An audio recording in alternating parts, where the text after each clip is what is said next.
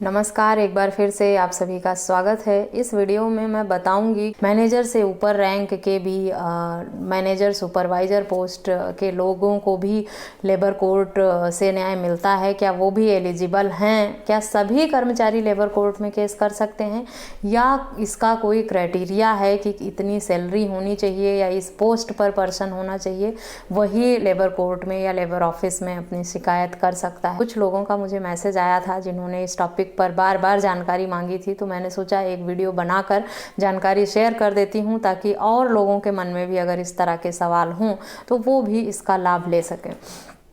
सबसे पहले तो बात यह है कि लेबर ऑफिस में कब कब आप केस कर सकते हैं। अगर किसी कर्मचारी ने नौकरी की है किसी भी संस्थान, प्रतिष्ठान, कंपनी में, और वहाँ पर उससे बिना नोटिस के निकाल दिया जाता है, उसका फाइनल पेमेंट नहीं किया जाता, उसे ग्रेजुइटी नहीं दी जाती, या उसकी सैलरी रोक ली गई है, या बिना कारण उसे बिना नोटिस के एकदम निकाल दिया गया है और उस पर बहुत सारे इल्ज़ाम ज़बरदस्ती लगा दिए गए हैं, किसी भी तरह की ज़ोर ज़बरदस्ती या नाइंसाफ़ी हुई है, उसके काम को लेकर इस संबंधित मामले की शिकायत व्यक्ति लेबर ऑफिस में कर सकता है। लेबर ऑफिस या लेबर कोर्ट में शिकायत करके न्याय मैनेजर या सुपरवाइज़र पोस्ट के व्यक्ति नहीं पा सकते हैं। उनसे नीचे रैंक के जो भी लोग हैं उन्हें ही जो लेबर कोर्ट में शिकायत करने का या लेबर ऑफिस में शिकायत करने का मौका मिलता है।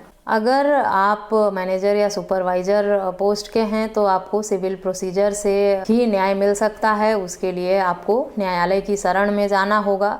कानून सबके लिए बना है, लेकिन अलग अलग दायरा है, अलग क्राइटेरिया है सबका कि किसको कहाँ से न्याय मिलेगी, कौन किस सेक्शन, कौन किस धारा के अंतर्गत कहाँ पर अपने हक और अधिकारों की मांग कर सकता है। तो अगर कोई व्यक्ति सुपरवाइज़र, मैनेजर या उससे ऊपर रैंक का है और उसके साथ कंपनी इस तरह का करती है, तो वो अपने लिए सिविल प्रोसीजर के द्वारा अपने रिकवरी या कंपनसेशन या जो भी उसके ड्यूज़ हैं उसकी मांग के लिए न्यायालय की शरण में जाएगा।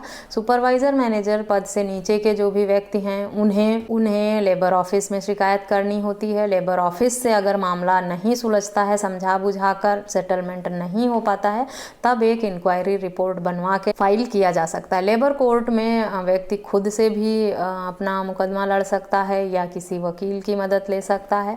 नहीं तो लेबर कोर्ट और लेबर ऑफिस के बाहर लेबर यूनियन के लोग भी मौजूद रहते हैं। वो मामले को अपने अंडर में लेकर और उस रिकवरी करा के पैसे दिलवाने का काम करते हैं, कंसल्टेंसी का काम करते हैं। तो अगर किसी व्यक्ति को जानकारी नहीं है तो लेबर ऑफिस में अगर जाता है तो वहाँ पे जो लेबर यूनियन के व्यक्ति हों उनकी जानकारी ले सकता है। उनके नंबर वहाँ अधिकतर लोगों के पास होते ही हैं। उनके बारे में पूछताछ अगर करेंगे कि यहाँ पे किसकी लेबर यूनियन का हेड कौन है, किसने बनाया है, तो अगर आपको कुछ भी नहीं आता है इससे संबंधित, सिर्फ अपनी समस्या उनको बताएंगे और वो आपकी पूरी मदद करके आपका पैसा रिकवर कराएंगे।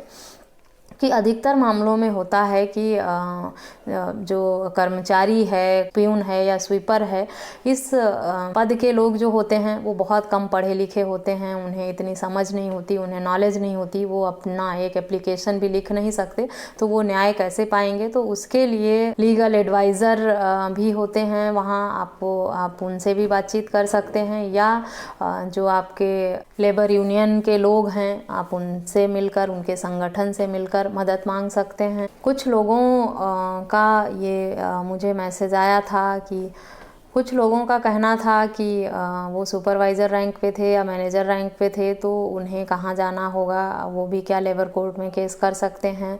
और अगर लेबर ऑफिस में मामला सुलझता नहीं है तो फिर लेबर कोर्ट में जाते हैं।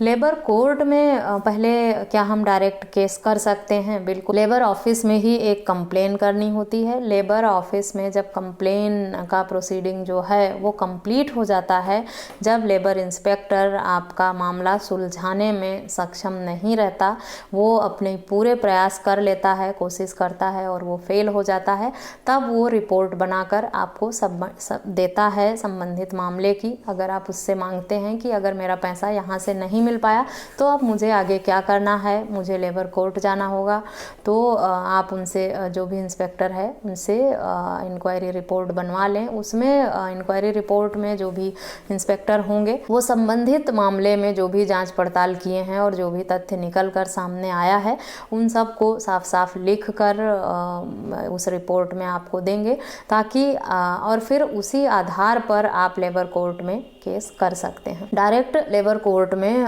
केस फाइल नहीं होता है। डायरेक्ट लेबर कोर्ट में किसी भी कर्मचारी को केस फाइल नहीं करना है। अगर उसके साथ किसी भी तरह की अगर 5 साल तक उसने काम किया है तो वो ग्रेच्युटी पाने का हकदार होता है। बिना नोटिस के कर्मचारी को निकाला नहीं जा सकता और इस सब तरह के अधिकार कर्मचारी के होते हैं। कर्मचारी के अधिकारों पर, लेबर कोर्ट पर और भी मैंने कई वीडियो बना रखी है, ग्रेच्युटी को लेकर भी बनाई है। तो अगर आपने वो सब वीडियो अब तक नहीं देखी है तो मेरे चैनल पर विजिट करके वो सारी वीडियोस भी देख सकते हैं, ताकि आपको इस टॉपिक पर और भी डिटेल में जानकारी मिल सके। लेबर ऑफिस में कैसे कंप्लेन करनी है और कैसे कंप्लेन करनी है, क्या फॉर्मेट होता है, अगर आपको लिखना नहीं आता तो मेरी वेबसाइट a2zkanun.com पर विजिट करके लेबर ऑफिस में RTI लगाकर कैसे जानकारी ले सकते हैं, या लेबर ऑफिस में शिकायत कैसे करनी है, किसे करनी है, किस तरह से लिखा जाता है लेबर ऑफिस का कंप्लेंट जो है, ये सब मैंने अपनी वेबसाइट पर फॉर्मेट में शेयर किया हुआ है। आप वहां से देखकर, पढ़कर, कॉपी करके अपने इसका लाभ ले सकते हैं। आशा करती हूँ इस वीडियो में दी गई जानकारी आपके लिए यूजफुल होगी। इस तरह के किसी अन्य टॉपिक पर अगर आप जानकारी चाहते हैं तो मुझे ईमेल, व्हाट्सएप या कमेंट करके पूछ सकते हैं। इस वीडियो में बस इतना ही। मिलते हैं नेक्स्ट वीडियो में, तब तक के लिए थैंक यू एंड